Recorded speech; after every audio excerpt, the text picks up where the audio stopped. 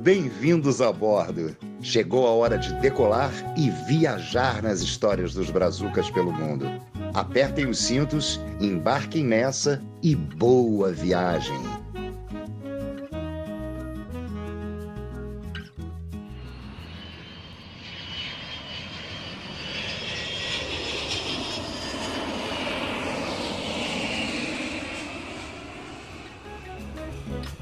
Bom dia, boa tarde, boa noite, caríssimos ouvintes. Eu me chamo Fábio e vocês estão ouvindo o Brazucas pelo Mundo, o primeiro podcast que conta as histórias de brasileiros que com muita garra e determinação partiram pelos 4 cantos do mundo para conquistar e realizar os seus sonhos.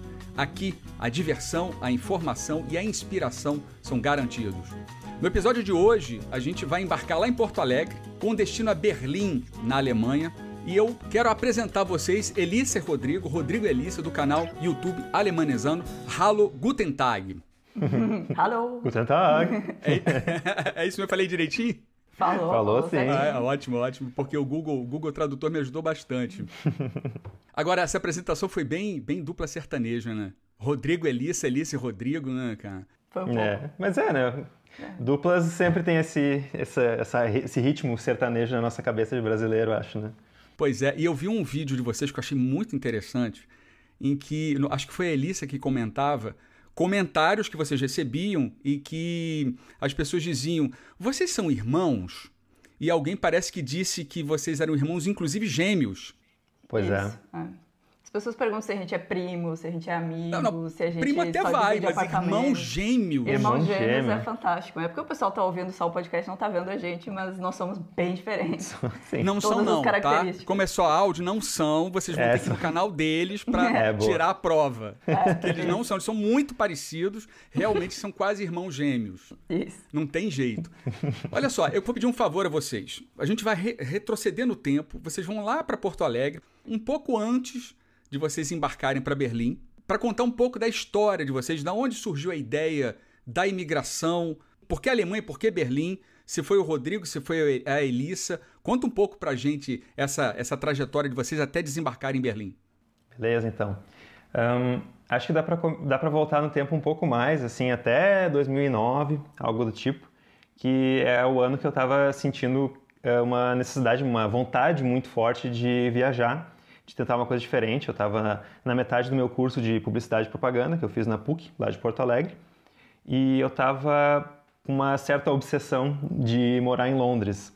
Eu tinha uma tia que era muito querida, né? Ela infelizmente faleceu, ela morou em Londres por muito tempo, então eu tinha essa vontade de conhecer Londres também. E depois de muito tempo matutando, pensando sobre o assunto, eu fiz a proposta para os meus pais, né? O que vocês acham de eu trancar a faculdade e morar um ano em Londres? Deles, o quê? Né? Que estranho, né? Que ideia curiosa. Mas eu sabia que eu tinha uma facilidade muito grande, que meu pai tinha feito para nós todos, né? Para o meu irmão também, para ele, a cidadania italiana. Então, com a cidadania europeia, fica muito mais fácil de tu poder entrar na zona europeia, na zona de Schengen e morar, né? Não precisa, o número de burocracias se reduz imensamente, né? Se torna apenas meio que chegar e se registrar e pronto, tu tá morando no lugar, né? E eu sabia que ia ser, né, dessa forma e que seria uma oportunidade de eu treinar meu inglês, seria uma oportunidade de ter uma experiência de vida diferente, né? Porque antes disso eu tinha morado em Porto Alegre a minha vida inteira. E eu tive um ano muito gostoso em Londres, eu me diverti muito, aquela coisa bem humilde, assim, rachar casa com 15 pessoas e trabalhar em serviço, né? Eu trabalhei em restaurantes, por exemplo, né? Tem um muito famoso de Londres que é o Yo Sushi, que é uma rede de restaurantes de sushi. Eu trabalhei nesse lugar também, por exemplo. E quando eu voltei para terminar a faculdade, como eu tinha, né, feito o acordo com meus pais, né? Esse era o trato, né? Que eu ia viajar, mas eu ia voltar e ia terminar a faculdade. E eu fiz isso, fiz tudo certinho. E no ano que eu voltei, não deu muito tempo depois que eu voltei de Londres e eu já encontrei a Elissa. A gente já se conhecia, assim, do passado, a gente tinha estudado no mesmo colégio. Eu conhecia ela mais de rosto, de nome, mas eu não conhecia ela como pessoa mesmo. E tinha amigos em comum. Também. E a gente acabou se encontrando de novo na noite porto-alegrense e começou a conversar. Isso. E aí, enquanto o Rodrigo estava sonhando com Londres e indo para Londres também, eu sempre quis morar fora, né? Inclusive, quando eu era bem jovenzinha, eu pensava em morar no Canadá, porque parecia ser o mais fácil, né? É inglês, é mais... mais dentro da nossa cultura, né? Essa cultura mais norte-americana e tudo mais, mais do que a gente está acostumado, né? Da cultura pop. E nunca tinha pensado na Alemanha, mas sempre quis morar fora, só não tinha muito uma possibilidade, né? Diferente do Rodrigo, não tenho passaporte europeu, então era mais um sonho que eu teria que trabalhar em cima, né? Mas até então eu não tinha feito nada a respeito. E eu estava na faculdade também, estava terminando... Não, quando a gente se encontrou, eu estava no começo da faculdade, ainda no meio, e pensando só, né? Em morar fora um dia, quem sabe, e a faculdade que eu fiz era de TI, né? Então, talvez, se eu quisesse, depois que eu terminasse a faculdade, eu poderia procurar trabalho fora com essa formação, que é bem fácil, né? Principalmente aqui na Alemanha tem inúmeras vagas para o pessoal da TI. Mas, no fim, eu não precisei, porque a gente acabou fazendo de outra forma, né? Não pelo visto de trabalho. Porque daí, sim, o Rodrigo voltou para Porto Alegre, a gente se encontrou por acaso, num bar lá da Cidade Baixa, nem era Cidade Baixa. Não, na Independência, é o Bambus ali. E aí a gente começou a conversar e tal, começamos a namorar. E mesmo antes da gente namorar, o Rodrigo já tinha entrado nesse assunto de e aí, eu acabei de voltar de Londres e eu quero voltar pra Europa, eventualmente. Eu super não lembro disso, eu não lembro disso. Pensa sobre isso? De já estar colocando fora. Isso foi em que ano? Foi em 2009? O Rodrigo falou 11. Não, Isso foi 2009 eu comecei a pensar em ir pra Londres, aí em 2010 eu fiquei um ano em Londres, o ano 2010 inteiro. E, a gente não está colocando direitinho a cronologia. Aí eu voltei no início de 2011, então isso é 2011, o início do nosso relacionamento. E eu não lembro de já estar, tipo, digamos, filtrando o relacionamento, perguntando para ela, então, você moraria no exterior? Porque mas a gente não tinha nem ficado ainda, eu acho. A gente estava só conversando e ele já tinha esse espaço. Quer dizer, você só ficou com ele depois que ele falou que tinha vindo de Londres e queria para o exterior. Ele, né, só quis namorar comigo depois que eu falei que moraria fora, porque eu já sabia, né? A gente se conhecia do colégio, como a gente estava falando, então eu era amiga já, a gente era amigo no Facebook, eu via as fotos, eu sabia que ele estava fora, mas ele que ficou filtrando, né? Talvez se eu dissesse assim, não, eu quero morar em Porto Alegre para sempre. Bom, então... talvez ele não ia me curtir. Foi legal te conhecer. Tipo isso, vamos manter aí essa amizade. Mas aí sim, aí a gente começou a namorar e aí ele terminou a faculdade, depois eu terminei a faculdade e antes disso, antes de eu terminar a faculdade, a gente já estava mais planejando, né? Porque daí a gente já estava namorando há mais tempo. E aí a gente começou a sonhar mais com esse conceito de morar fora, mas não fazendo muita coisa a respeito. Exato. A gente era só um sonho de morar fora juntos, né? Sim. E era basicamente isso, porque a gente estava morando com nossos pais, então a gente, se a gente fosse dar o próximo passo pro relacionamento, né, digamos assim, morar junto, igual a gente teria que fazer uma grande mudança na nossa vida, né? Então a gente meio que já começou a considerar em fazer uma mudança maior ainda e já começar uma vida juntos no exterior. E aí o que a gente fez foi decidir, né, que a gente queria morar no exterior. E a gente começou a dar uma olhada em como que seria para eu conseguir um visto. E parecia muito trabalhoso de qualquer forma, assim, qualquer um dos vistos parecia muito burocrático. Principalmente comparado com o fato de que se a gente casasse, seria muito mais fácil, né? O visto de familiar de um membro da União Europeia é super simples. Então a gente decidiu que a melhor abordagem para realizar esse projeto aí seria a gente casar mesmo no papel e ter o... E aí a gente começou o planejamento e a gente começou a pensar, né? Onde que a gente poderia morar? Que isso faz parte da tua pergunta, né? Por que Berlim? E na época que a gente estava pensando isso era 2013. Então a Europa ainda estava bastante em crise, né? Não tinha tanto emprego na Itália, não tinha tanto emprego na Espanha, Portugal e tal. Todos esses países que são mais familiares, de certa forma, não tinham emprego. Então a gente não achou que seria interessante, né, morar nesses lugares. A gente chegou a pensar em Londres, né? Sim, daí eu considerei um pouco, mas daí depois do meu ano de experiência em Londres, eu gosto muito da cidade até hoje. Eu acho ela uma cidade muito legal, assim. Adoramos visitar, mas eu sei que o estilo de vida lá é muito corrido, assim, é uma cidade muito cara, né? Muito, muito cara. Então, inclusive, voltando um pouco, né? Depois que eu terminei meu ano em Londres, eu fiz um mochilão, porque eu comprei tem um passe de trem aqui na Europa que tu compra, né, um ticket e tu pode usar ele por um determinado período de tempo. Então eu explorei vários países da Europa com esse ticket de trem, foi bem legal. E quando eu vim para Berlim, eu fiquei bem interessado, assim, bem fascinado pela cidade. Eu passei só 2-3 dias aqui e a cidade me marcou profundamente, tanto é que eu sugeri para Elissa. Olha, eu fiquei poucos dias lá, mas me deu uma impressão muito boa. Daí a gente me marcou de viajar e vir visitar Berlim juntos em 2013, para ver como é que era, assim, porque eu tinha uma impressão boa e a Elissa não tinha impressão nenhuma, né? Então, antes de se mudar, né, de dar esse salto, vamos dar uma olhada, né, na cidade, assim, vamos ver se é isso mesmo. Eu nunca tinha vindo para a Europa, né? E ainda naquela ideia dos países em crise, no momento que a gente estava, né, listando países em crise, a Alemanha apareceu forte como um país que não estava em crise, né? Tinha muito emprego, mas aí tinha um problema grave, né, para nós, né? Aqui para morar na Alemanha tem que falar alemão, né? Ah, é? Veja só, tem que falar alemão. E aí, daí pareceu meio problemático para nós ter que aprender alemão rapidinho para morar aqui e tudo mais, né? E então aí vem essa história de Berlim, né? Porque a gente viu na internet também que em Berlim tinha muito emprego em inglês. Enfim, tem muita oportunidade para quem não fala alemão, muito mais hoje do que tinha, né, em 2013.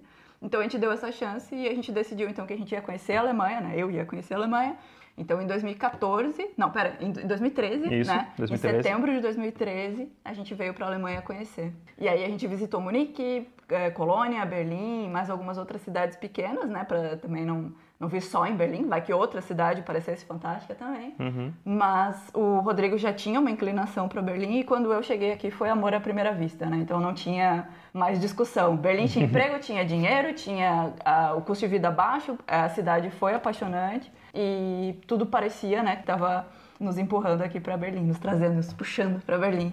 Então a gente bateu o martelo em setembro. Em setembro de 2013. Isso mesmo. Tá. E aí... Deu o quê? 6 meses a gente se mudou pra cá. A gente se casou, fez uma festa que foi casamento / despedida. E depois dessa festa, 2 dias depois, a gente estava aqui na Alemanha já estávamos em Berlim. Mas vocês casaram pensando nessa questão da facilidade da cidadania de Rodrigo, é isso? A gente já estava num relacionamento há muitos anos, né? A gente sabia que a gente queria ficar junto. Só que é aquela coisa, se a gente ficasse... Se fosse para ficar no Brasil, a gente pensava, para que se casar, né? Qual seria uma grande vantagem de se casar? A gente o papel em si, né? Porque a gente se casou só no civil também. A gente se casou só no civil, a gente não se casou no religioso. Às vezes essa história parece não romântica, mas a gente se ama, tá? Só porque o casamento, o papel, não parecia necessário, né? Realmente um contrato assinado parecia meio sem sentido na época. Mas a gente assinou o contrato, né? E inclusive a gente foi no consulado alemão para eles, né, carimbarem lá que era válido, né? Que era um documento verídico e tudo mais. E aplicou, né, pro visto da Elissa e tudo mais, e foi dando certo, assim. Entendi. O Rodrigo teve ajuda da tia em Londres. Beleza. Em Berlim, vocês tiveram algum contato que pudesse suportar vocês em Berlim? E eu tô perguntando isso porque, na época que eu vim pro Quebec, as minhas pesquisas começaram lá em 2005, no falecido Orkut. Possivelmente vocês não ouviram falar do Orkut. Eu usamos muito. Não ouviram, digam que ouviram, assim, porque senão parece uma múmia, onde as pessoas falavam sobre Quebec, falavam sobre a imigração. Isso me ajudou muito, embora eu só tenha vindo efetivamente em 2012 para cá. Vocês tiveram alguma ajuda na chegada de vocês em Berlim? Não. Só uma também, a minha tia, infelizmente, já era falecida em 2010. Então, ela foi a minha inspiração, mas ela não me ajudou propriamente. Eu fui para Londres à la louca também e também só usei o pai Google, né? E mesma coisa para Berlim. A gente ficou, né, pesquisando. No momento que a gente se deu conta que era legal, a gente começou a ler tudo que dava. Também tem vários grupos do Facebook, inclusive para brasileiros em Berlim, brasileiros e brasileiras em Berlim. E daí as pessoas também já dão várias dicas. Mas a gente veio bem sozinhos, assim. Também. A gente não tinha nada aqui, né? A gente não tinha achado previamente um emprego, a gente não tinha alugado previamente uma casa, a gente não tinha amigos, a gente não tinha absolutamente nada. A gente só veio com as nossas malas e todos os documentos. E aí a gente foi ajustando conforme o tempo foi passando.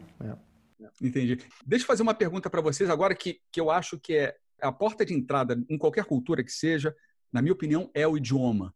Quanto melhor você domina o idioma, menos problema você tem e inversamente proporcional. Quanto menos você domina o idioma, mais problema você vai ter. No caso do alemão, não é uma língua, digamos, de origem muito próxima do nosso português. Verdade. E eu imagino que isso deva ter sido um obstáculo para vocês no início. Vocês estudaram alemão em Porto Alegre? Estudaram alemão assim que vocês chegaram aí em Berlim? O que tu falou é muito, muito correto, assim, realmente. Quanto mais tu sabe, melhor, mais completa é a tua vida. E quando a gente chegou, o nosso alemão era horrível, assim. A Elissa fez um curso em Porto Alegre. Eu fiz. Eu fiz uma cadeira eletiva na universidade só para fechar os pontos que eu precisava também. No Sul a gente chama de cadeira as classes, as aulas. A disciplina. Né? A disciplina. Enfim. Porto Alegre. Às vezes eu esqueço que você tá falando... Mas tu fez um semestre só daí? Só um semestre. Não, depois eu boto a legenda, não tem problema não. Tá. Faz um bip, né? Explica. Enfim, então... E foi uma das primeiras coisas que a gente começou a fazer quando a gente se mudou pra cá, foi justamente se inscrever num curso de alemão. Eu descobri que eu tinha uns conhecidos aqui, né? E daí eu entrei em contato, porque a gente não tinha nenhum contato, né? E eles sugeriram um curso de alemão, que era um preço bom. E a gente aceitou a sugestão, se inscreveu nesse curso mesmo. A gente fez intensivo, 5 dias por semana, 5 horas por dia, né? E a gente começou do zero, assim, né? Que é o sistema, né, de línguas, é o A1, né? E o sentimento de aprendizado, especialmente no A1, é muito rápido, né? Então, no primeiro mês, nos primeiros 2 meses, parece que tu aprende muito, né? E a gente já dá uma confiança, porque daí, pelo menos, tu consegue chegar e pedir um café, uma cerveja, sabe? Não precisa... Porque parece tudo meio assustador, até porque a gente não quer se impor, né? Às vezes tem pessoas que chegam e falam inglês direto e tal, e tudo bem, mas a gente prefere chegar e dizer o que a gente pode falar em alemão, a gente fala em alemão, especialmente desde aquela época. E daí, falando especificamente do que tu citou, né, sobre facilitar a vida, era muito complicado as questões burocráticas no início, né? A gente ia no órgão de imigração, por exemplo, a gente ia com toda a papelada que a gente tinha pesquisado na internet que precisava, né? A gente chegava com um camalhaço, assim, para a pessoa mesmo lidar ali e ver se estava tudo certo, né? Só que às vezes a pessoa perguntava alguma coisa, ou tinha alguma coisa faltando, e daí ela tinha que explicar. E daí a gente até falava, né, em alemão, né? Por acaso tu fala inglês? Eu lembro que o cara falou assim, não falo, mas eu vou falar bem devagarinho. Daí ele falou alemão bem devagarinho, nós dois juntos, assim, a gente ia junto em todas essas coisas para prestar atenção juntos. Depois a gente, né, conversava um pouco, ele falou isso, né? Tá. Aí para conseguir 2 cabeças melhor que uma, né? Então a gente precisava de 2 cabeças para processar o alemão. Você está falando isso agora, eu vi num vídeo em que a Alicia comentou que eu achei excelente isso. Ela falou assim, porque a gente usava os 2 cérebros para se comunicar. Porque a gente fazia uma pergunta, o cara não entendia, mas o Rodrigo conseguia refazer a pergunta, aí a pessoa explicava, um entendia, o outro não entendia. Achei ótimo isso. E foi bem isso pelo que vocês estão falando, né? Isso. Acho que nos primeiros 6 meses, a gente nunca saía sozinho, não. A gente sempre saía junto para lidar com o mundo em coletivo. E aí, toda vez que a gente tinha que fazer qualquer coisa, a gente simplesmente fazia isso que o Rodrigo falou, que era pesquisar, dar todos os papéis para as pessoas, assim, em silêncio, né? Para não ter que falar. Alô, simplesmente, pá. Oi, tudo bem? Toma aqui o papel, aí a pessoa lida.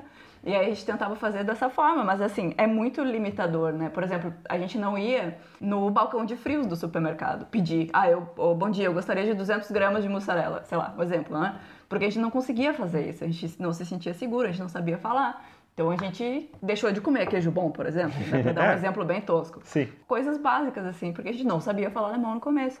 E a gente conhece pessoas aqui, tem um conhecido, amigo de amigo aí, que tá há 12 anos na Alemanha e não fala alemão. E ele não fala alemão porque ele não quer.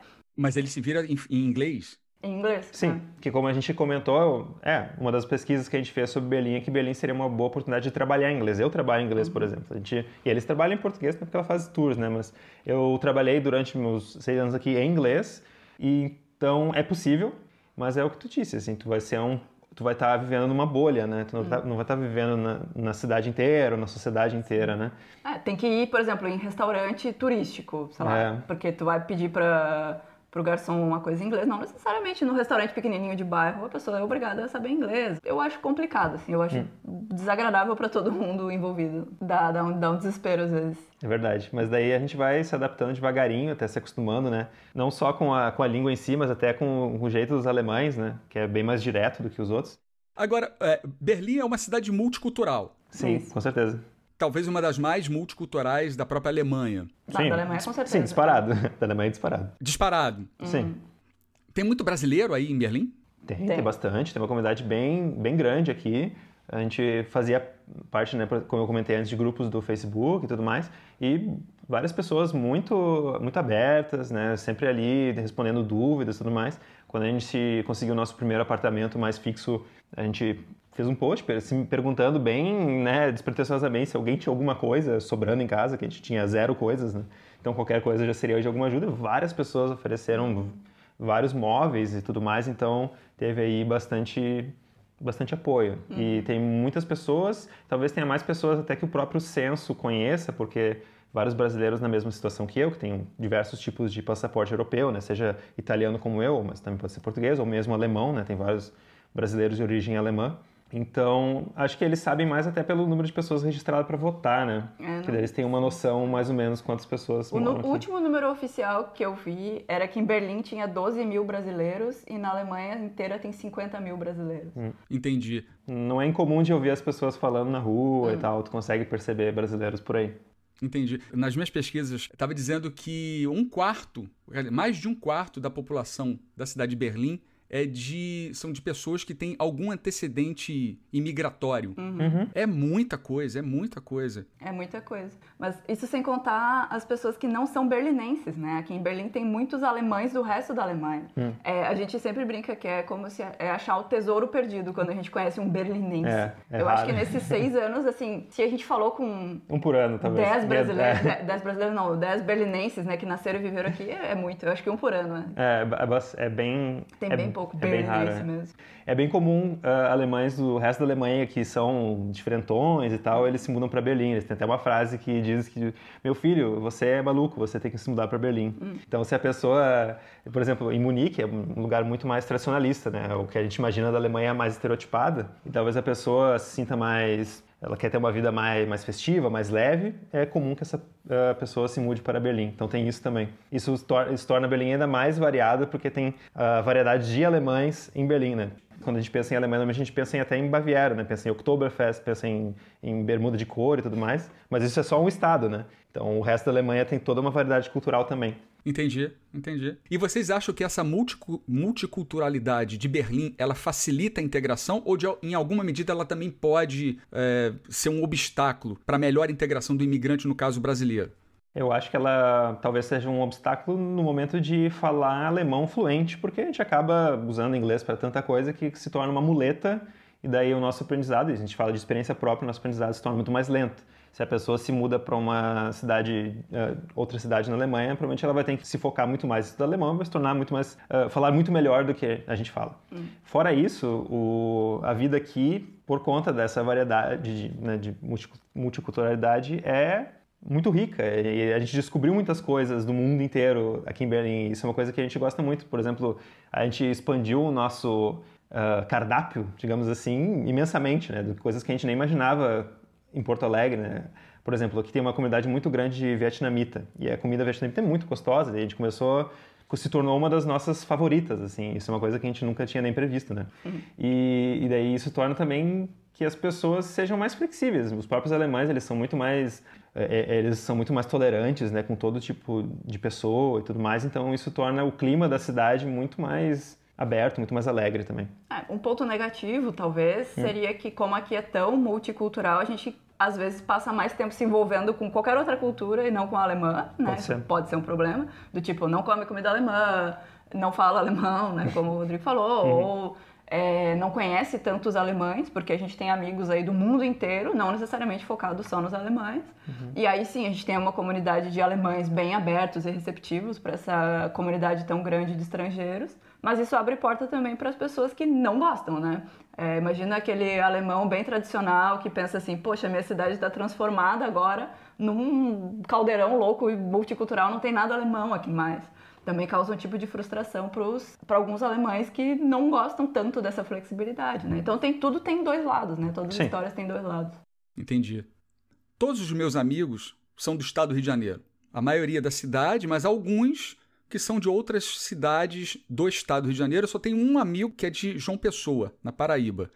E é muito doido isso, porque aqui eu tenho amigos brasileiros, mas eu tenho amigos do Benin, da Colômbia, do Equador, e isso para mim abriu os meus olhos de uma tal maneira, mas ao mesmo tempo também me fez perceber como eu era ignorante. Eu vou dar um exemplo. Uma amiga minha, que é do Haiti, em dado momento a gente estava conversando e tal, aí ela falou assim, engraçado que as pessoas acham que por eu ser negra, eu sou africana. E eu não sou africana. E eu parei e falei, caramba, eu achava que ela era africana. Quer dizer, ali foi a prova da minha ignorância geográfico-social. E fora isso que tu falou, que lá no Rio, todos os teus amigos eram, né, ou cariocas ou do estado do Rio de Janeiro. Não, pera, carioca é quem é da capital ou é quem é do estado inteiro é carioca? Carioca é quem é da capital, fluminense é quem é do estado. Pronto. Pronto, então, teus amigos eram todos cariocas e fluminenses, né? E a gente tinha a mesma experiência lá em Porto Alegre. A gente não conhecia pessoas que não eram porto-alegrenses ou no máximo do interior do estado.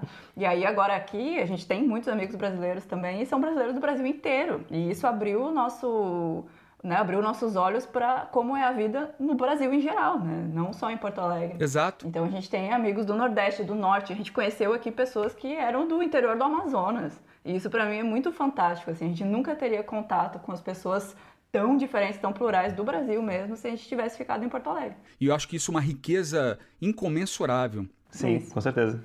É isso, eu gosto até de emprestar gírias de outros estados agora. Adoro pegar as gírias das minhas amigas de Recife, das paulistas também. Então eu até acho, inclusive hoje em dia, que eu nem tenho mais tanto sotaque porto-alegrense de tanta mistura que eu já fiz aí. Foi aqui que eu comecei a falar rolê. Antes eu não falava rolê. Rolê? Vou dar um rolê. Dá uma volta. Sim, dá uma volta. Passear, mas paulista, rolê. É tudo rolê pro paulista. Tipo, ele vai dar rolê. Vamos dar um rolê? Tipo, vamos no bar. Tipo, pode ser qualquer coisa, assim. Rolê. É uma palavra muito versátil, tem um amigo meu que ele é da Bahia, ele fala véi. Eu falei, que porra é de véi? Véi. Não é véi, é velho. Só que eles não falam velho, eles falam véi. Sim, véi. Ô, véi. Aproveitando o gancho do que a gente está falando sobre multiculturalidade e tal, eu tenho o que eu chamo de síndrome do Domingão do Faustão. Eu vou explicar para vocês. E eu, de certa forma, senti um pouco isso quando eu cheguei aqui. Porque eu imigrei adulto. É diferente dos meus filhos. Meu filho chegou com 3, minha filha chegou com 9. É uma outra realidade para eles. E no momento em que eu desembarquei, eu deixei os meus referenciais de vida no Brasil. Então, cheiro, cor, língua, enfim, tudo ficou para trás. E na primeira vez que a gente ouve alguém falando português, a pessoa falou qualquer coisa em português. É brasileiro? Aí você vira amigo de infância. E, assim, no meu caso, isso me causou algumas frustrações. E por que eu falo síndrome do Domingão do Faustão? Porque a tendência das pessoas, talvez pela identificação do idioma, é se manterem em círculos de brasileiros. E um mês depois, você está assinando o Globo.com e no domingo você está sentado na tua sala vendo o Domingão do Faustão, depois você emenda no Fantástico e você não vive a realidade do lugar que está te acolhendo. Vocês, pelo jeito, não passaram por isso. Não mesmo. Nós temos, além dos nossos amigos brasileiros, temos amigos de vários países da Europa, do mundo e da Alemanha também, né? Temos vários amigos alemães. E eu acho que o máximo que a gente fez nesse sentido é que a gente viu a última edição do MasterChef. Mas é que não precisa assinar, eles começaram a subir no YouTube, né? Então, quando eles começaram a subir oficialmente no YouTube, daí a gente pode assistir também. E eu gosto de programa de culinária, então pra mim foi divertido assistir, mas chegar no ponto de assinar a Globo News, a gente não chegou nesse momento, não. É que, na verdade, mesmo no Brasil, a gente não tinha esse comportamento tão brasileiro. É um comentário babaca que eu tô fazendo, mas eu não sei como explicar melhor. Mas a gente não via TV, necessariamente. A gente já via série, filme, mais do que ver TV mesmo. Aqui, por exemplo, eu conheço uma porção de pessoas que a síndrome do Faustão deles é o que eu vou chamar agora aqui de síndrome do forró, né? É verdade. Que é a pessoa que nunca tinha ouvido forró na vida antes, mas aqui em Berlim quer se sentir, né, abraçado pela comunidade brasileira e vai pro forró toda semana, né? Então aqui em Berlim tem, por exemplo, a feijoada, acho que é de 15 em 15 dias, mas assim, eu também não comia feijoada no Brasil. Então não mudou a minha vida muito, assim, e a gente acabou não se adaptando para ficar mais brasileiro do que a gente já era agora que a gente mora aqui, entendeu? Um conceito esquisito aí, mas a oportunidade com certeza existe. Tem vários eventos que a pessoa pode participar para ter sua brasilidade aí.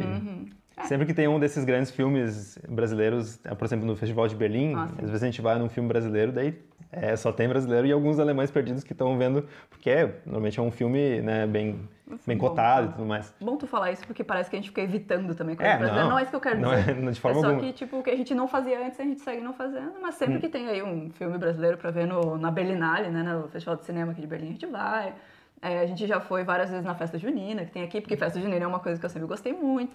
Então, eu diria que a gente não tem a síndrome do Faustão, mas sempre que aparece uma coisa que a gente gosta, a gente vai lá e a gente não evita também, né? Cima, Eu trabalhava num lugar em que era uma chefe de equipe.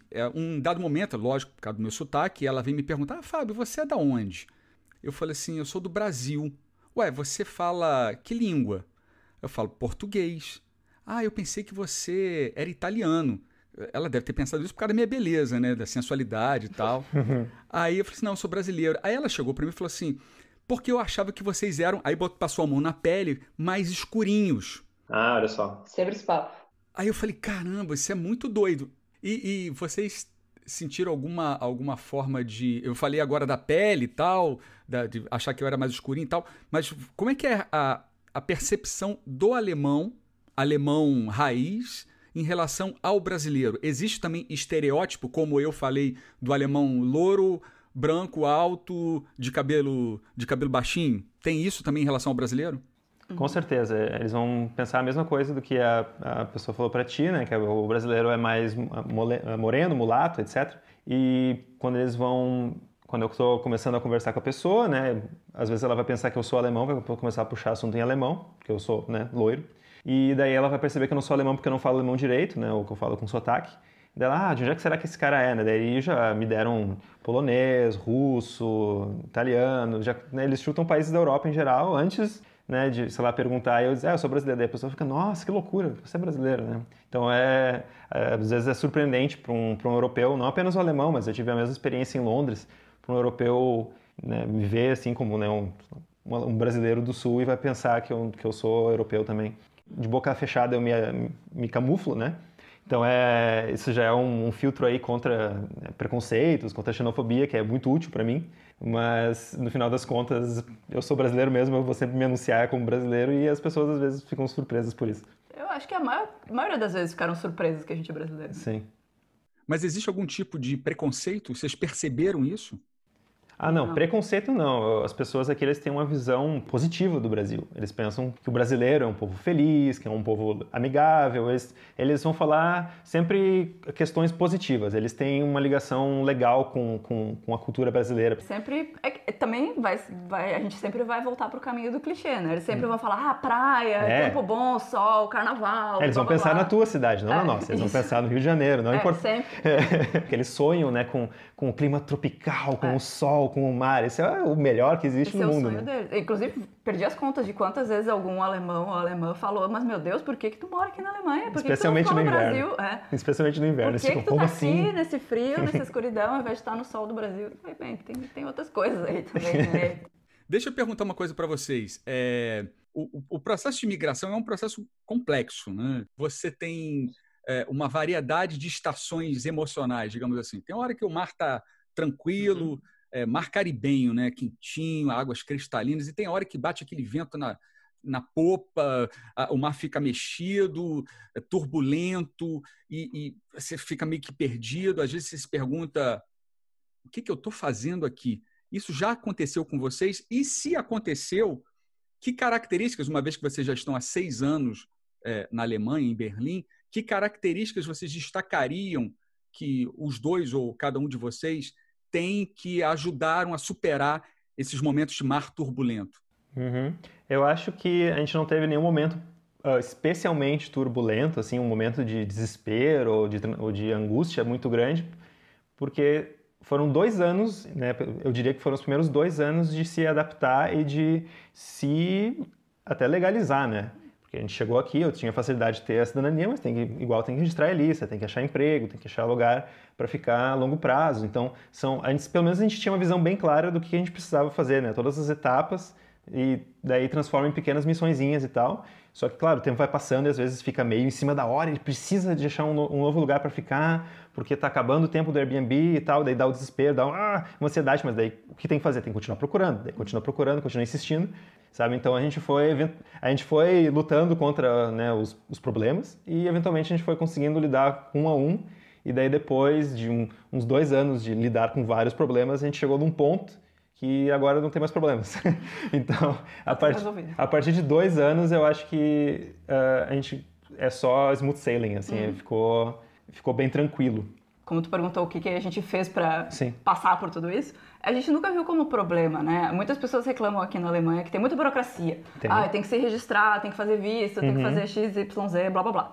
Mas eu sempre pensei o seguinte: no Brasil, eu tinha RG, CPF, título de eleitor, carteira de motorista, não sei o que, carteira de trabalho, PIS, PASEP, 200 mil documentos, que eu fiz em 25 anos da minha vida lá, né? Por isso nunca pareceu exaustivo. E quando a gente vem morar aqui na Alemanha, a gente precisa, nos primeiros 6 meses, fazer aí uma série de, sei lá, 10 documentos também. Eu nunca encarei isso como um problema, é só, sei lá, cheguei tarde demais na Alemanha. Cheguei na Alemanha adulta, eu tenho que fazer coisas que os alemães estão fazendo desde que eles nasceram. Então nunca me pareceu um problema, é só, assim, passos a serem dados, passos a serem tomados. E a gente nunca teve essa experiência de, nossa, meu Deus, o que eu tô fazendo aqui? De se sentir, né, o peixe fora d'água. Porque foi uma decisão que a gente já sonhava, já tinha pensado nisso. E, assim, eu até hoje, 6 anos depois, ainda tô na fase de lua de mel com Berlim. Eu ainda amo tudo em volta de mim. Pra mim, a minha vida melhorou aí 100% desde que eu vim morar aqui, né? O meu humor, eu comigo mesma também. Então, eu nunca tive essa experiência de, meu Deus do céu, o que eu tô fazendo aqui? Eu quero ir embora.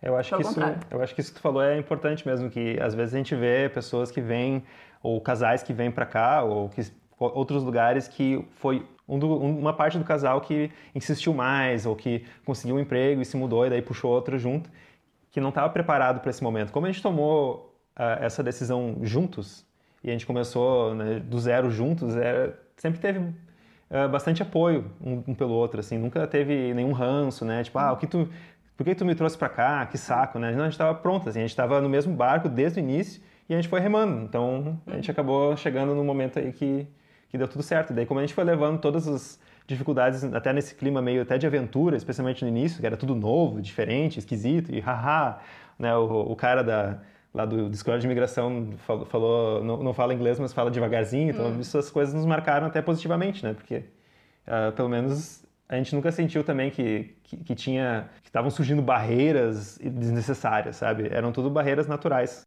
Vocês acabaram respondendo a pergunta sem perceber. Quando eu falei quais são as características que fizeram e fazem vocês superarem as dificuldades, na verdade, vocês não enxergam como dificuldade, vocês enxergam como até oportunidade de engrandecimento, de amadurecimento.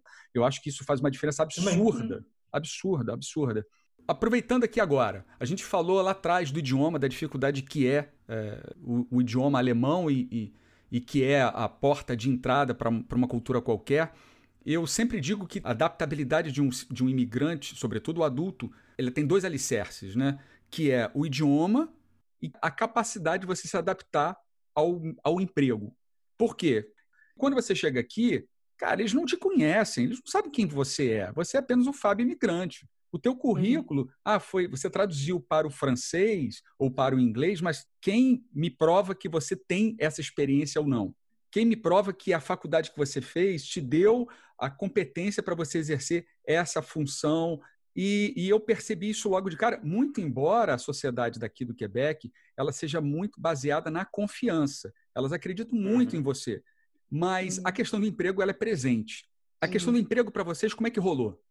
É a mesma coisa do que tu falou, assim, também eu concordo com o que tu falou de ser, né, flexível e entender que tu está recomeçando do zero, né, em vários aspectos.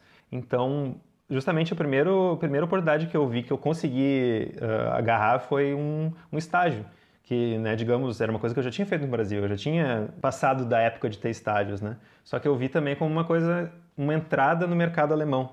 Então, por isso que eu não me neguei, não achei ruim, ou não achei que estava me rebaixando nem nada, até porque eu vi como uma oportunidade que a gente estava precisando, né, que eu estava precisando achar uma vaga para já fazer o registro do seguro-saúde, e daí com essa renda, por mais que ela fosse muito baixa, por ser um estágio, já servia para aplicar para o visto de residência da Elissa. Então eu já vi várias coisas positivas, né?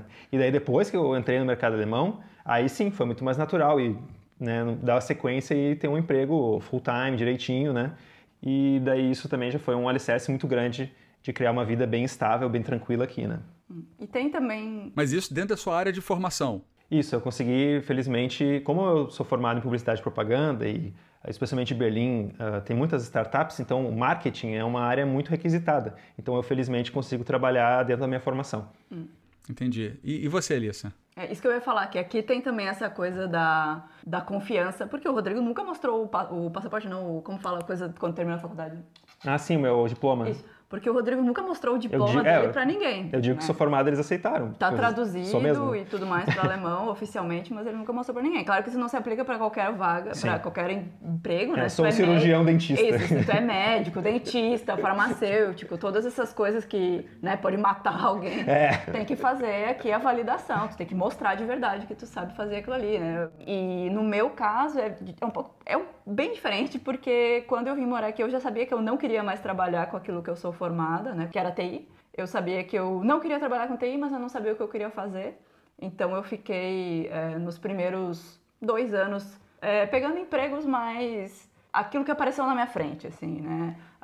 Telemarketing, trabalhar em restaurante, trabalhei num orfanato também, coisas bem básicas, assim, né? Só pra ter dinheiro, né? Eu tenho essa paixão muito grande por não morrer de fome também. E aí depois eu decidi que eu queria ser guia de turismo, né? Mas aí é bem diferente porque eu não sou formada nisso, eu realmente comecei um business aí do zero. Então é outra história, né? Eu não tive que provar nada pra ninguém porque eu trabalho pra mim mesma, né? Eu sou autônoma. Eu não tive que me adaptar exatamente ao mercado de trabalho aqui porque eu criei uma coisa pra mim, né? Então, mas você não teve que tirar, por exemplo, autorização para trabalhar como guia de turista em português? Não existe isso? Mais ou menos. Assim, existe, mas eu só preciso fazer isso se eu quiser fazer passeios guiados dentro dos prédios públicos, né? Para entrar em museu, para entrar no campo de concentração, por exemplo, esse tipo de coisa. Mas eu não faço isso. Eu faço passeio na rua, em Berlim. E para fazer passeio na rua, em Berlim, não precisa ter nenhum tipo de certificação de nada, né? Claro que para o futuro eu vou, sim, fazer essa certificação para guiar em museus e tudo mais. Esse seria o meu próximo passo, né? Primeiro eu estava realmente estruturando essa minha nova carreira, vamos dizer assim. Até porque o curso custa bastante dinheiro, é em alemão. Então vamos ver, se o turismo um dia retomar aí a normalidade, eu com certeza vou dar esse próximo passo. Entendi, show. Deixa eu perguntar, o que vocês podem dizer que gritou para vocês assim que vocês chegaram em comparação com a vida que vocês tinham em Porto Alegre? Inicialmente foi a questão da segurança, especialmente depois de um tempo a gente já começou a conhecer mais pessoas, né, europeus, alemães, e começou a passear com eles, começou a dar rolê com eles. E eles, por exemplo, eles não têm problema em cortar uma praça de noite. E Berlim não é muito bem iluminada, para ser bem honesto, ela é uma cidade bem escura de noite. Ela tem iluminação, claro, pública, mas é meio fraco, assim, ela não é muito forte. Então, é uma cidade meio na penumbra. E como brasileiro, tu vê penumbra, tu vê perigo, né? Especialmente atravessar uma praça de noite, é uma coisa que a gente não faria, né, normalmente. Então, quando as pessoas faziam isso, a gente ia nervoso, mas a gente ia porque a gente confiava que a pessoa tinha vivido aqui na Alemanha por décadas e nunca tinha tido problema. Mais ou menos. A primeira vez que isso aconteceu foi 6 meses depois que a gente veio morar aqui, que uma amiga alemã nossa... Assim, ela estava vivendo a vida dela normal. Ela estacionou o carro e a gente ia pro outro lado desse parque, né? E ela tava indo pelo meio do parque. Daí eu falei, não, o que é isso? Tá louca? A gente vai morrer aí nesse parque. Mas isso foi a primeira vez. Daí ela ficou muito confusa. Como ela assim? ficou O que tá falando? absolutamente confusa. Daí eu falei, não, eu não quero passar no meio do parque. Daí ela falou, não, mas tá tudo bem e tal. Não vai acontecer nada. Aí depois a gente começou a aceitar. Se o europeu tá falando que tá bom, é porque tá bom. Demorou, realmente. Tu tem que quebrar as tuas correntes mentais também, né? Mas hoje em dia, depois de 6 anos, a gente conseguiu se livrar disso. A segurança aqui é tão diferente da segurança que tu tem em Porto Alegre que tu muda teu estilo de vida, né? Outra coisa também que muda o estilo de vida bastante é que aqui tem um sistema de transporte público muito bom e... Então, tu consegue atravessar a cidade, né, em, 30 minutos, tu consegue atravessar a cidade inteira. Então, ter essa liberdade também de não precisar ficar pensando, calculando, ou na hora de voltar para casa de noite, vamos ver o táxi e tal, né? Não precisa, tu pega o trem e volta para casa, sabe? Então, não só é seguro voltar de noite, como tu consegue voltar de noite de transporte público e daí isso já torna até o teu custo de vida mais baixo ainda, né? Então, o custo de vida aqui também é bom. Sim, mas uma outra coisa gritante, assim, que bateu nos olhos logo que a gente chegou foi a questão da confiança, né? Que nem tu falou do diploma e tudo mais, mas é mais básico até, do tipo, casa sem cerca, sem grade, sem nada, com os brinquedos da criança espalhados, bicicleta, tudo solto. Os mercados com as gôndolas pra fora, cheio de produto. Com gôndola pra fora e, assim, eu levei anos. Até hoje eu não faço isso muito, pra pegar a coisa que tá do lado de fora e levar pra dentro pra pagar, porque eu sempre sinto que parece que eu tô roubando. Você acha que alguém tá olhando e que vai pensar que você vai roubar? Isso. Eu não pego as coisas que estão do lado de fora, eu sempre vou dentro e procuro de novo a coisa que tá na gôndola do lado de fora. E no supermercado também aqui, eu nunca tinha visto isso no Brasil, nunca vi. Tem gente que vai com uma mochila entra no supermercado, começa a enfiar dentro da mochila tudo que vai comprar, chega no caixa, vira a mochila e coloca na esteira, né? Por exemplo, pessoas que vão com carrinho de bebê e enchem o carrinho de bebê de coisa do supermercado e depois botam lá no caixa e ninguém reclama, né? É bem incomum. Eu sei que tem um supermercado aqui de Belém que não pode fazer isso porque eles tiveram problema com roubo já, mas fora isso, todos os supermercados aqui podem fazer isso e ninguém se importa. Então, não ter que estar o tempo inteiro pensando se eu tô fazendo alguma coisa errada ou se alguém vai achar que eu tô roubando, foi bem diferente, assim, essa confiança. Foi bem gritante. Curiosidade, vou contextualizar, vocês contam e xingam em que idioma? Por quê? Eu não consigo xingar em francês. E essa questão do contar foi um amigo meu, que inclusive é um dos cofundadores do Brazucas pelo Mundo, ele disse, Fábio, você conta em que idioma? Eu parei, mas por que a pergunta? Porque ele mora há 18 anos em Nova York e ele só conta em português. Só que ele me induziu, porque ele falou, você conta em que idioma? E me explicou, aí eu já não sei se eu conto em francês ou em português. Vocês contam e se xingam em que idioma? Eu acho que eu conto em português mesmo. Às vezes quando eu tô, especialmente quando eu viajo a trabalho, assim, e fico com meus colegas que são de língua inglesa, aí eu fico tão dentro do idioma inglês que eu acabo pensando em inglês mais do que em português, que eu fico em modo inglês, sabe? E xingar, eu gosto de xingar em várias línguas, assim. Português, quando é mais tipo, na hora, assim, mas tem xingamentos fantásticos em alemão, então é uma língua muito boa também para xingar. O que acontece é que a gente, assim, eu conto em português também, respondendo a pergunta, mas o xingamento, e assim como várias outras coisas, eu e o Rodrigo, a gente desenvolveu um mix louco que a gente fala em português, inglês e alemão na mesma frase, né? Eu tenho uma amiga que fala que eu sou o supla, né? Que o supla fica enfiando umas palavras em inglês no meio do português, e eu faço isso com inglês e alemão. Então, pra xingar é o que vem primeiro, se é pra xingar os outros, em geral na rua, o que sai primeiro pra mim é inglês. Então, depende muito o xingamento, mas o contar é em português, até porque contar em alemão é difícil. Né? Porque eles contam ao contrário. Ah, sim. Não é eu tenho 31 anos, eu tenho 1,30 anos. Então, eu sei que francês também é complicado, né? Tem aquele 80 é 4 vezes 20, não? Uma coisa assim tem.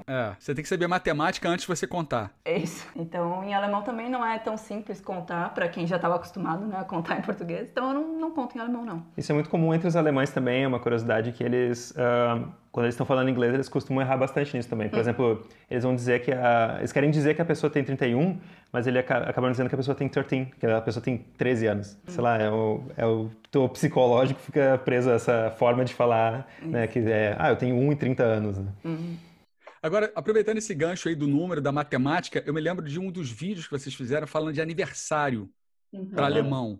Como é que é essa história de vocês não poderem dar parabéns? Não pode. Tá louco? É proibido. Tá na lei, tá na Constituição alemã. Não, é uma tradição muito forte, eles não gostam. Assim, então, se o aniversário dele é dia 30, não, se é dia 29 às 11, espera uma hora. Tu não pode chegar e dar parabéns, tu chega e dá oi. Aí tu espera até o horário apropriado, aí tu dá parabéns.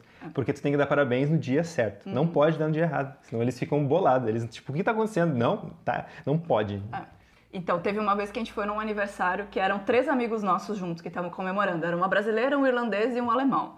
Eu cheguei na festa, não era o dia do aniversário de nenhum deles, era só a festa. Dei parabéns pra brasileira, dei parabéns pro irlandês, cheguei pro alemão e dei parabéns também. E ele olhou bem pra minha cara e falou assim, não é meu aniversário hoje, não me dá parabéns. É o único que não aceitou o parabéns. Ele não né? aceitou o parabéns. Eles te devolvem o parabéns, porque não pode dar parabéns. Não pode? Não pode. Fica com o teu parabéns, não é o dia certo. Tá, mas aí depois virou meia-noite, você já pode dar parabéns. Aí sim. No dia certo não tem problema. Eles não têm nada contra o parabéns em si, só que tem que ser no dia certo. Porque senão dá azar, eu acho. Eu não sei bem por que é que não pode dar parabéns no dia certo, mas não pode. E também você não pode dar parabéns depois, né? Tipo, porque acontece, eu esqueci de dar parabéns pra um amigo meu, ele, cara, foi mal, desculpa aí, cara, parabéns atrasado. Isso não existe em alemão, né? Também não. Não, tem que ser no dia certo. Não. Isso é uma mandinga deles, assim, é tipo deixar o chinelo virado, senão a mãe morre, né? Outra mandinga deles é na hora de dar o Prost, né? O cheers, brindar. A saúde, tu tem que olhar nos olhos, tem que olhar fundo nos olhos de todo mundo que tá na mesa. Não pode, tu tem que dar o Prost e olhar, assim, a gente faz como se fosse um robozinho, assim, mundo, tu olha no nível de olho de todo mundo pra cruzar o olho, assim. Tem que cruzar o olho. Não é só da pessoa que você tá brindando? Não, tem que ser se tu tá na mesa. Não, na mesa, né? Se tá Quando num a gente ambiente... tá tipo Oktoberfest, pensa lá, todo mundo batendo caneca, tem que olhar no olho de cada uma das 40 pessoas na mesa. Toda vez. Leva um tempo. Leva um tempo, é ótimo. Tu tem que olhar nos olhos, senão é azar. É horrível, as consequências são terríveis.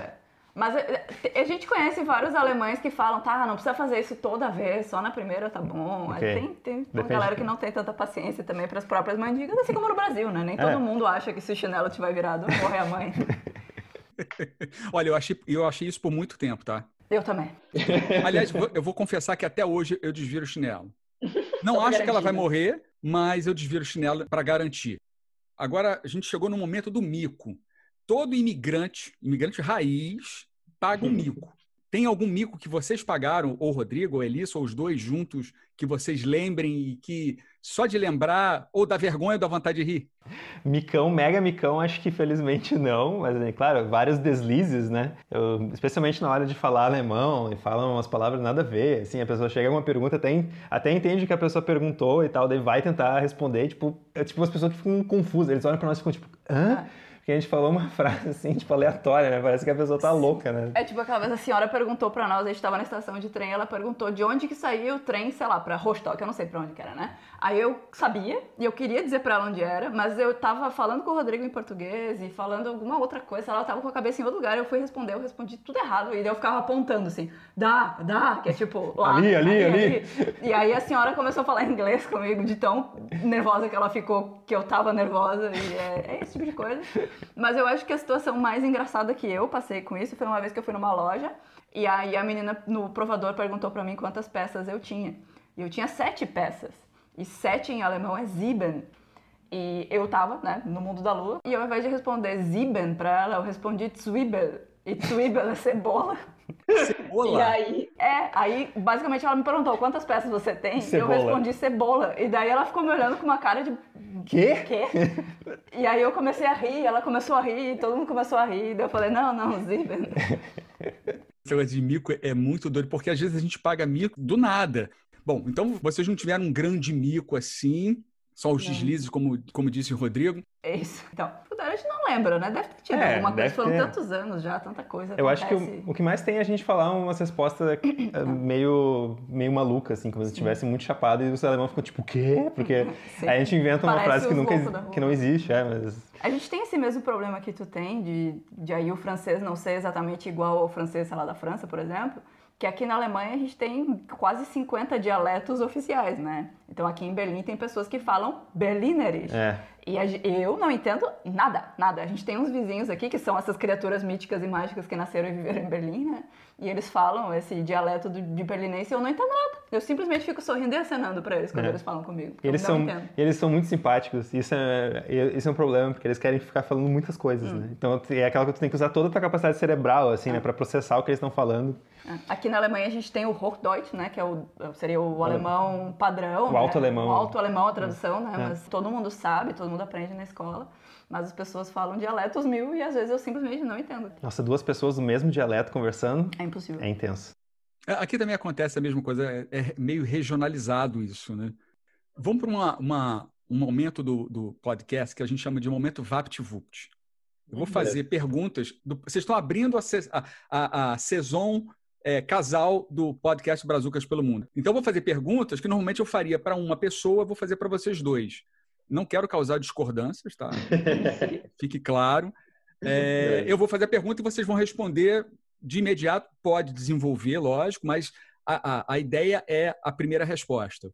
Pode ser? Manda ver. Perfeito. O que te tira do sério? Não vale falar a Elissa, não vale falar o Rodrigo.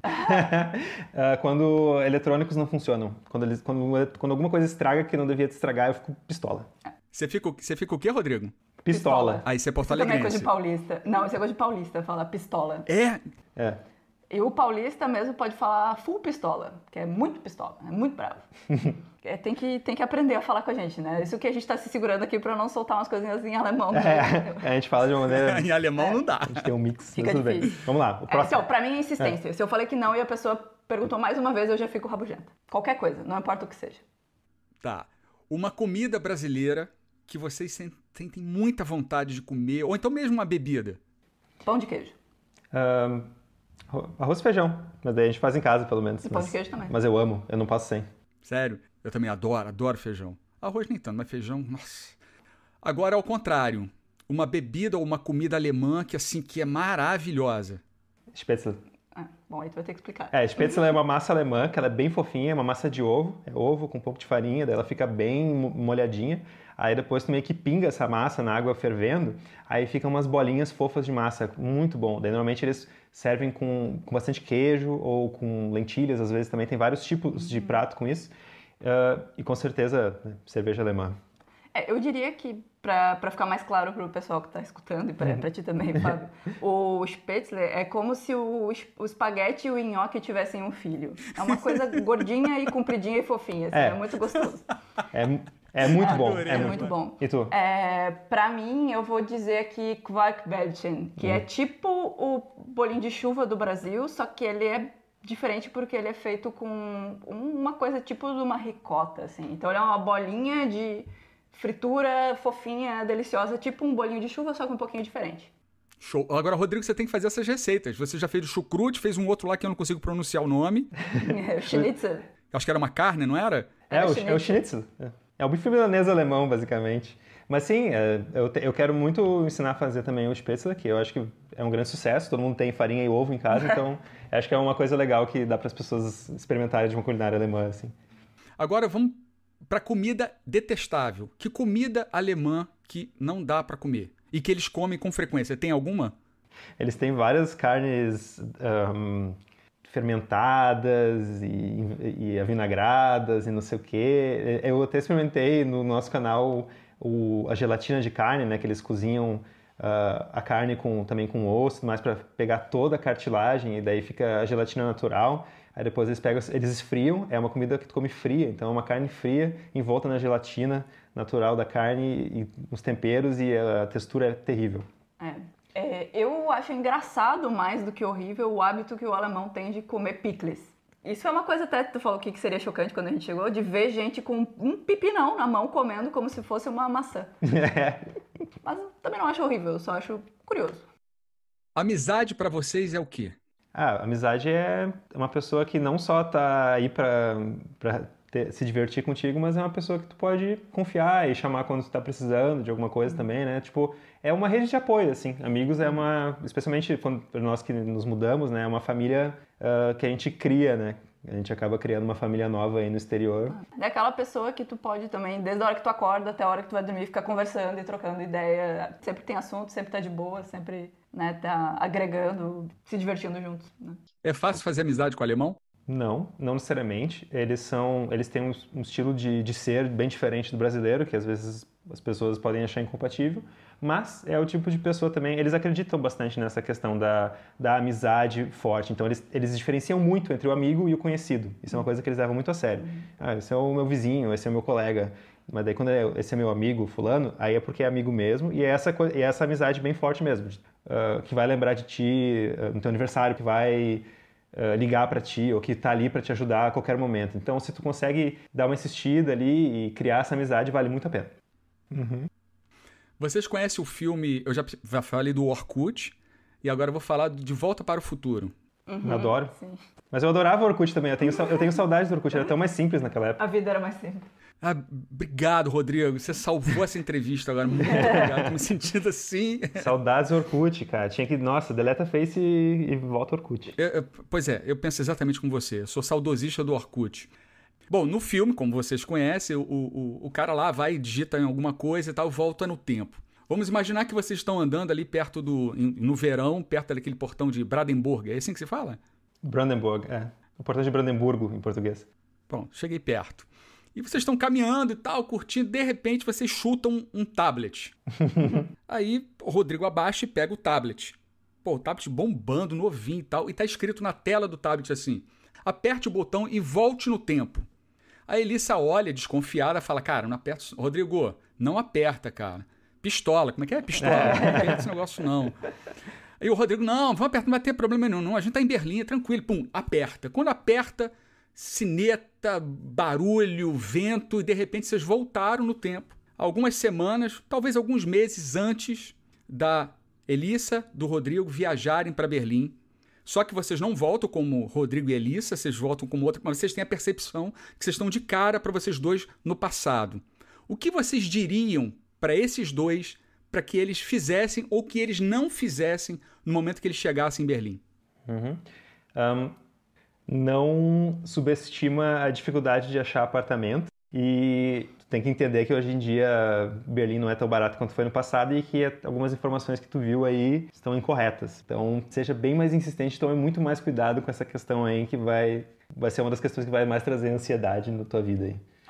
Eu acho que agora, nesse momento que a gente está vivendo, se eu voltasse e me encontrasse no passado, eu ia dizer, não fique em casa nenhum dia. Nunca, não fique em casa. Vai explorar todos os dias qualquer cantinho novo, vai em restaurante, vai em café, vai conhecer uma rua nova. Acho que é isso que eu faria. Hoje eu me sinto culpada por ter ficado dias vendo Netflix quando a gente podia sair de casa. Agora, quais são as vantagens de imigrar para Berlim, mas não vale o feijão com arroz? Tipo, aqui tem 328 museus, aqui a cidade é super limpa, o transporte público te leva de norte a sul sem estresse. Isso todo mundo já sabe. Então, quando a gente veio morar aqui, o que mais me marcou, que foi o que eu mais me apaixonei, foi o fato que eu fui percebendo aos poucos que Berlim tinha muitas vantagens de uma cidade grande, junto com muitas vantagens de uma cidade pequena, né? Então aqui a gente é uma metrópole, a gente tem todas essas coisas que tu está falando, né? Transporte público, 350 milhões de museus, restaurantes, bares, cafés e tudo mais. Mas ao mesmo tempo a gente tem muitas áreas verdes, a gente tem muito espaço para simplesmente sentar na grama, sentar na beira da água. A gente não tem uma vida tão corrida aqui, principalmente comparado com outras metrópoles, né? Então eu diria que essa é uma característica de Berlim que eu amo. E o custo de vida também me surpreendeu muito. Tu consegue ir no mercadinho e eles costumam vender necessidades básicas e cerveja gelada. Então tu pode ir nesse mercadinho, pega uma cerveja gelada, vai custar entre 90 centavos e 1,50 de euro. Daí tu vai para a beira do lago ou para a beira do rio, senta e toma tua cerveja, sabe? Então tu pode ter uma tarde maravilhosa no sol, tomando uma cerveja gelada por nada quase, sabe? Por moeda. E é muito bom gastar moeda porque tu consegue comprar coisas e parece que tu não tá gastando dinheiro, né? Porque parece que moeda não vale nada, assim. Isso é uma coisa boa aqui de Berlim também, que na cidade de Berlim e na região em volta a gente tem mais de 3 mil lagos, né? Então a gente não tem praia, mas a gente pode ir pro lago, a gente pode ir pra beira do rio e tudo mais. Então a gente tem uma vida simples aqui, basicamente é isso. É uma vida bem pé na grama, de certa forma, que é uma coisa que agrada a gente bastante. Eu acho que não é uma coisa que as pessoas pensam quando elas pensam em Berlim. Isso é surpreendente. Entendi. Tem uma frase do Fernando Pessoa que eu gosto muito, eu acho que foi uma das poucas que eu consegui decorar na minha vida inteira, embora eu adore frases, que é tudo vale a pena quando a alma não é pequena. E a experiência de imigração, ela muda muito a gente. E não necessariamente a gente se dá conta disso. Se vocês pudessem destacar alguma mudança e que isso seja fruto da imigração, o que vocês diriam? Eu acho que, para mim, eu ampliei muito meus horizontes, especialmente na questão gastronômica. Eu me apaixonei por comidas do mundo inteiro e eu comecei a testar novas possibilidades e também comer em restaurantes diferentes, né? Quando a gente começou a experimentar restaurantes do mundo inteiro e comecei a ter uma coisa que eu não tinha antes de sempre pedir algo que eu não sabia o que era, sabe? Então, testar coisas novas, assim, bem... de uma forma mais aberta. Então, eu me abri muito para o mundo nesse sentido, né? E também não só no sentido gastronômico, mas para conhecer pessoas do mundo inteiro também. Mas é uma coisa que eu tinha interesse, talvez é porque eu não tinha possibilidade mesmo, né? Oportunidade em Porto Alegre de conhecer pessoas. Não tinha acesso a ingredientes, nem aos restaurantes. E nem as pessoas nem as pessoas do mundo. Porto Alegre é muito porto-alegrense, né? Tudo lá é porto-alegrense. Só vai cozinhar, tem que botar chimarrão na comida. Basicamente isso. E para mim o que mudou é justamente essa questão que eu estava falando de ser uma cidade bem hippie, bem em natureza e tudo mais. Eu diminuí muito o ritmo de vida aqui, né? No Brasil, logo antes de vir para cá, eu fazia 50 milhões de coisas. E aqui a gente tem uma vida bem mais leve, todo dia que dá a gente vai no parque, senta na grama, dá uma volta. Eu fiquei mais tranquila, menos estressada, mais apreciando as pequenas coisas da vida, basicamente. Show de bola. Eu quero que vocês falem agora dos projetos de vocês. Já vou falar logo aqui do canal no YouTube Alemanizando. O YouTube sempre foi uma paixão nossa, a gente adorava assistir, né? Mesmo em Porto Alegre a gente assistia bastante vídeo no YouTube, a gente tinha até um sonho de ter um canal e tal, uma ideia, vamos fazer um canal, mas daí sobre o quê? A gente não sabia bem sobre o que fazer, então quando a gente se mudou para Berlim a gente sentiu que é isso aí, temos assunto, né? Berlim é bastante assunto, Alemanha, imigração, tudo, então a gente começou a trabalhar nisso e foi bem rápido, assim, a gente se mudou, em pouco tempo a gente já começou a fazer os primeiros vídeos. Então, até nos primeiros vídeos, por mais que eles sejam bem mal feitos e tal, e a gente é bem robótico, a gente tinha muita vergonha também, mas tem uma sinceridade no questão de coisas que a gente ia descobrindo mesmo e a gente compartilhava no vídeo, coisas que eram novas para nós mesmo, né? Que hoje em dia são mundanas, né? Na primavera, quando sai um monte de pólen, cobre as ruas com um pólen assim, que parece um algodãozinho, assim. Então a gente, nossa, que louco, nesse algodãozinho parece que tá nevando, né? De tão branco que fica o chão por causa desse pólen. Então a gente compartilhava, nossa, olha só que fantástico isso aqui. E daí, 6 anos depois, é tipo, o pólen, né? É. 6 anos depois ai, que saco de fechar as janelas porque fica cheio de pólen dentro de casa. E o canal de vocês passa isso, de mostrar Berlim sem essa extravagância de ter que mostrar a vida de vocês como um todo para ter um canal bacana. Eu diria que o nosso canal é despretensioso. É porque essa é a nossa vida também. Se a gente vai mostrar a nossa vida, vai ser meio chato, assim. Agora eu vou mostrar a vocês aqui, eu estou jogando videogame. Daí a gente vai ser o Rodrigo jogando videogame. Eu acho que nunca apareceu, por exemplo, o nosso quarto num vídeo, nunca apareceu o banheiro, talvez alguma vez a cozinha, alguma coisa que a gente está cozinhando. Mas a gente tem um apreço muito grande pela privacidade, assim. Então a gente tenta aí não ficar expondo cada coisa, né? Ai, meninas, comprei aqui o shampoo novo. Ai, olha só, que legal, minhas amigas, estou aqui tomando café, não sei o quê. Até porque enche o saco dos outros. Tomar banho de banheira de Nutella. Nunca pensaram em fazer isso. Não. Cerveja, talvez. Aqui teria que ser de cerveja. Então, não é tão legal assim. Quando a gente tá na rua passeando, pelo menos é mais agradável que a pessoa pode ver como é que é na rua em Berlim, né? Às vezes a gente tenta fazer uns projetos mais ambiciosos, tal, que a gente tem bastante orgulho, tipo, a gente fez uma pesquisa bem profunda sobre as locações da série Dark da Netflix, daí a gente foi atrás, a gente atravessou a cidade inteira, que a gente descobriu que a série era gravada ao redor de Berlim, então a gente pegava o trem e ia, ficava 2 horas no trem, ia até uma cidade vizinha, não sei o que, e achava lá um lugar específico onde eles gravaram. Então isso era bem empolgante também, e quando o vídeo ficou pronto, fiquei muito feliz com o resultado, então... Acho que são vídeos desglamorizados também, além de ser despretensioso. A Elissa tá boa na palavra. Desglamorizado e despretensioso, gostei. Eu gosto de adjetivos. Vocês têm projeto, por exemplo, de fazer uma boutique vendendo a caneca do Alemanizando, camisa, enfim. Eu acho que seria bem legal fazer isso. Talvez o que mais impacta na decisão de não ter ainda é achar um fornecedor bacana, assim, porque a gente sabe que a maior parte das pessoas que nos assistem estão no Brasil, então tem que ser um fornecedor que entregue no Brasil.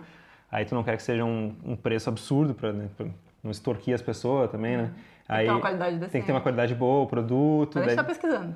Aí depois criar uns bons designs também, porque ao mesmo tempo, né, por toda essa questão que a gente tá fazendo um canal mais sobre Alemanha sobre a gente, eu não quero fazer uma camiseta com a minha cara, né? Então eu ia querer fazer uma camiseta sobre a Alemanha, uma camiseta com, sei lá, com os monumentos bonitos de Berlim, alguma coisa legal, assim.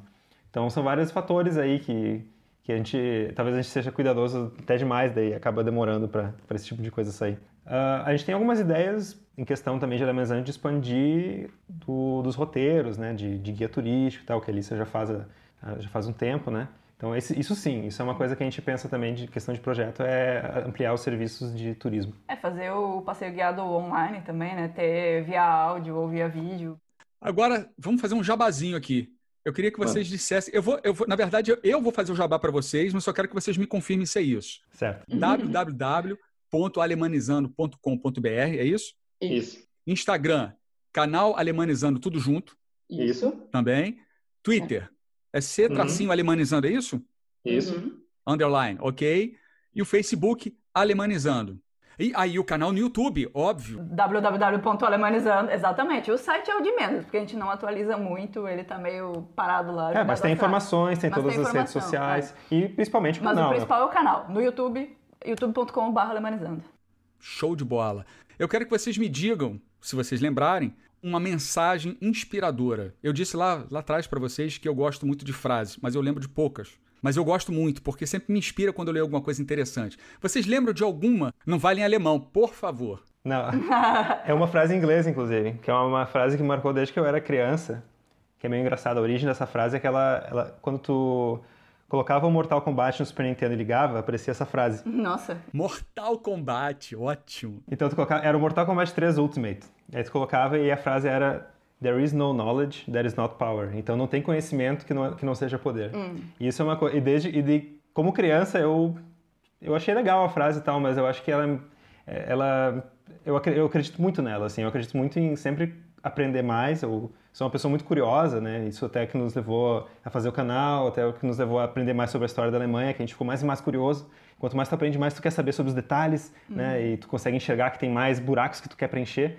Então, curiosidade e aprender, e daí depois tu pode transformar isso em possibilidades, né? Então, acho que é uma frase bem verdadeira aí que o Mortal Kombat nos trouxe. Eu vou ficar te devendo porque eu não sou boa com frases. Eu tô aqui pensando, não consegui pensar uma frase, vou usar a do Rodrigo também, gostei. Então tem uma outra frase... Desculpa, fala, Rodrigo. Então, eu posso falar duas? Eu vou falar duas. Fala por ela, então, beleza. Tem uma outra que é uma boa frase também, que na verdade é o início de de um ditado que tem, que é Fear is the mind killer. Então, o medo é o assassino de mentes, que é toda uma frase inteira do livro Duna, que é um ditado que eles ficam dizendo para si mesmos quando eles estão em uma situação de nervoso, de medo, que daí tu se dá conta que o medo, ele não existe de verdade, né? Ele é uma coisa que existe só dentro de ti e que às vezes tu consegue tirar ele de ti e ver o momento de uma forma mais clara e lidar com o teu problema. Show. Pronto. Gostei dessa frase que tu escolheu pra mim. E eu ia falar, como você já falou duas, eu ia falar uma palavra que num dos vídeos que vocês fizeram, que alguém acho que pergunta para vocês uma palavra em alemão que definisse a experiência de imigração de vocês e que eu acho que poderia complementar o lado aí da Elissa que não estava lembrando de nada. E vocês disseram uma palavra, que é Wunderbar. É isso? É assim que você fala? Wunderbar. Wunderbar. Nossa! É que o U fica U, né? Wunderbar. E o W tem som de V, então Wunderbar. Como é que é? De novo. Wunderbar, que é maravilhoso, né? Maravilhoso. Fantástico, incrível. Cara, muitíssimo obrigado por aceitarem o convite de participarem do Brazucas pelo Mundo. Como eu disse, é o primeiro casal de gêmeos que participa do nosso podcast. Sim. Eu espero que todo mundo siga o canal de vocês no YouTube para tirar a prova de que vocês são ou não gêmeos. É isso aí. Fica a dúvida no ar. Fica a dúvida no ar, lançada a dúvida do casal. Muitíssimo obrigado, foi um papo muito bacana. Vou tentar falar agora em alemão. Pera aí, calma aí. Ó. Vielen Dank. É isso? Quase, é Vielen Dank. Como é que é? Vielen Dank. Isso. Muito bem. Muito bem. Yes! Arrasou, parabéns. E Vielen Dank pra ti também. Muito obrigado, Fábio, por convidar. Obrigado pelo convite. Show de bola. Muito obrigado mais uma vez. Galera, não esqueça de seguir o Brazucas pelo Mundo no Facebook e no Instagram. Super fácil. Podcast Brazuca pelo... Vou voltar aqui. Galera, não esqueçam de seguir o Brazucas pelo Mundo no Facebook e no Instagram. Super fácil. Bota lá, Podcast Brazucas pelo Mundo. A nossa página é www.brazucaspelomundo.com, Brazucas com Z, e o nosso e-mail é o contato comercial brazucas.com. Cara, tá difícil falar esse negócio hoje, hein? Vou de novo. A nossa página é www.brazucaspelomundo.com, Brazucas com Z, e o nosso e-mail é o contato @brazucaspelomundo.com. Agora foi. Ufa! Redondinho. Arrasou. Muito obrigado. Tem mais uma palavra pra falar com vocês que é tschüss. Como é que é? Tschüss. Tschüss. Obrigado, gente. Valeu. Até a próxima, brasileirada. Show!